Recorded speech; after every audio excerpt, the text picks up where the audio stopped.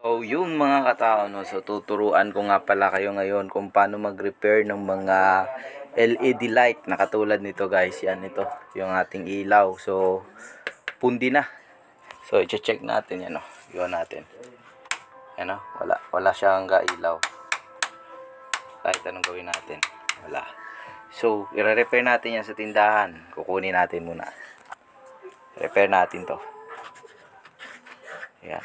So, ang sira nito, yung pinaka-LED niya. So, pakita ko sa inyo kung ano yung sira. So, ang gagawin lang natin dito guys, ganito. Buksan natin yan. Plastic lang kasi to. Ma-open to. Ayan, ma-open to yan. Ito yung loob ng ating mga ilaw. So, ito, rechargeable to. Kapag nag-run out, automatic to umiilaw. So, ang sira nito, ito yung sira nito. So, napapansin nyo, ito, yan o, may dark spot yung LED light. So, ito isa, saka dalawa. So itong dalawang to, ayan yung sira ng ating ilaw. So ikukuha na natin to, iba-bypass. Kukunin lang natin to, taka sosoldahin para magamit uli siya, no? Oh no guys, no. So ayan, no. Ito saka ito. So yan dalawa lang yung aalisin natin. So iba-bypass natin yan, aalisin natin to para umilaw uli siya.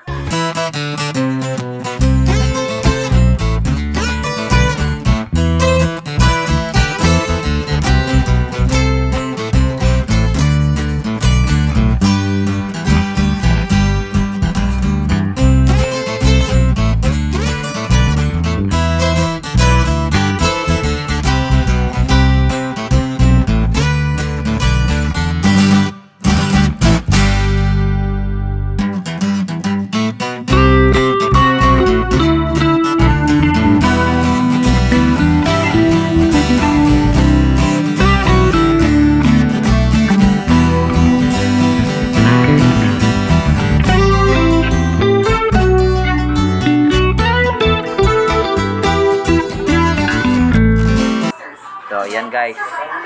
So, ganyan yung tsura niya. So, ito yung ginawa natin. Pakita ko sa inyo. Baka hindi kayo maniwala. Ayan o.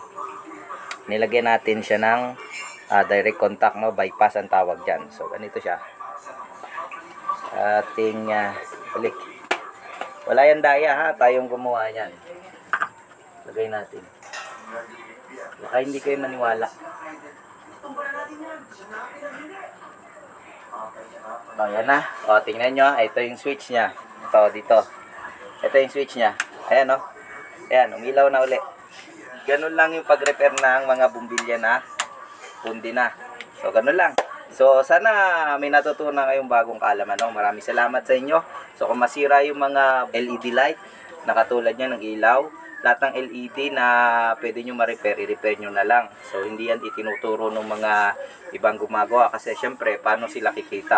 Yung iba, pag pundi na, pinapalitan agad. So, sa atin, kailangan lang natin tanggalin yung busted na LED lights at i-contact lang natin ng soldering iron, yung pinakabala niya, para magkaroon ng continuous yung ating kuryente. So, yun lang.